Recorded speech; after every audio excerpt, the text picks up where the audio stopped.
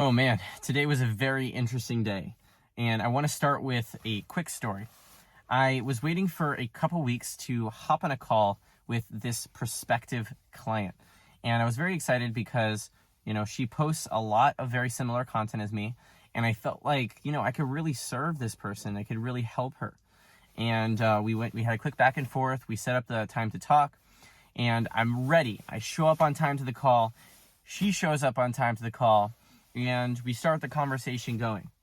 And I realize after a very quick period of time, I'm not the one coaching her. She's coaching me. We keep on having this little dance where I'm trying to ask her questions, and then she kind of takes the question and turns it on me, and I start talking way more than she's talking. And then I realized that wasn't a good frame, and then later realized that, wow, this conversation wasn't a sales call at all. And the person who jumped on the phone, her initial intent wasn't to actually, work with me with coaching. She wanted to build a partnership. And we ended up having a pretty solid conversation, and I enjoyed talking to her, and I'm sure that we're going to be good friends and colleagues down the line. However, I will say that there was a lesson learned in the situation. When you're in sales and you're trying to hop on calls with people, you got to make sure that you're doing your marketing right. And the goal of marketing is to make sure that you're qualifying the leads. The people you're talking to, they have to be interested and ready to buy. I kind of messed this one up where I ended up on a phone call, and this happened multiple times, where I ended up on the phone call with someone who I guess their intent wasn't necessarily to get coaching, right?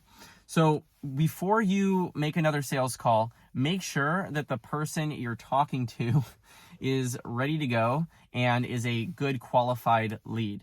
And this is probably going to stick with me for the rest of my entrepreneurial journey because, you don't want to waste time. Your time is extremely valuable and extremely precious. And you want to make sure that the person on the other side of the phone call is also having a really valuable experience as well. I still feel like everything happens for a reason, and this phone call needed to happen. And I'm really glad to have connected with this individual. But in the future, I'm for myself at least, I'm going to make sure that all of my applications and the method to get on the phone with me requires all these barriers to entry in the form of a type form or a Google form, where I make sure that the person who is on the other end of the phone is a qualified lead. This is a pretty typical problem that I'm sure people run into, although, it was still worthwhile. And other than that, it was a fantastic day. I met up with another friend who is obsessed with personal development, and we're friends locally. And I'm getting ready to keep Shabbat. I'm Jewish, so I get ready on Fridays. I celebrate the Sabbath. I don't use technology. I don't work, and it's a break. It's an opportunity for me to recharge. So that's pretty much all for this check-in. And I'm really excited to share future vlogs with you. Now, I know that, these are super off the cuff, quick little updates in my life, but I wanted to take you into my story so that one day, if you decide you want to do this too, you're prepared for everything that you're going to come up against. But today was a really, learning day. You either win or you learn.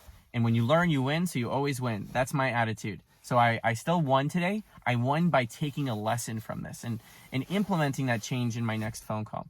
So if you're watching this, I hope you have the most amazing, incredible weekend ever, and I will see you in the next one.